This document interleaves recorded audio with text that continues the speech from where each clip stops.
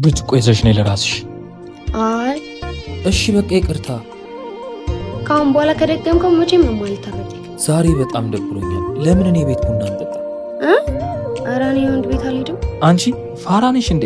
ጀስት ቡና ጠጥቶ መውጣት ብቻ እኮ። አይ ይቅርብኝ። አታምኚኝም ማለት ነው? ጥሩ ካሁን በኋላ የምታገኝ ይመስልሻል? እሺ በቃ።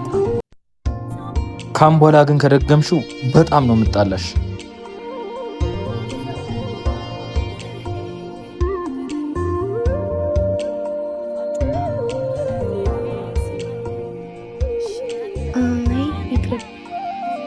ምን ተነጋግረን ነበር?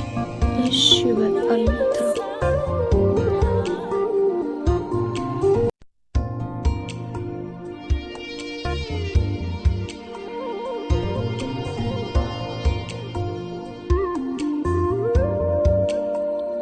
ብርጭቆ ይዘሽ ነይ ለራስሽ።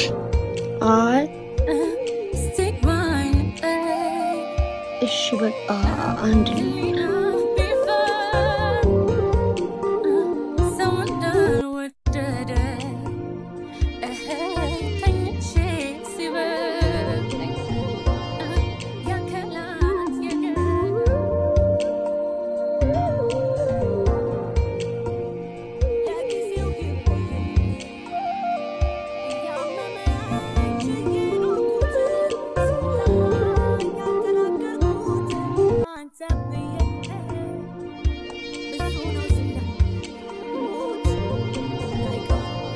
እናንተ ሰማችሁ? ጭማቂ ቴሌግራም ላይ ቪዲዮ ተለቀቀበት።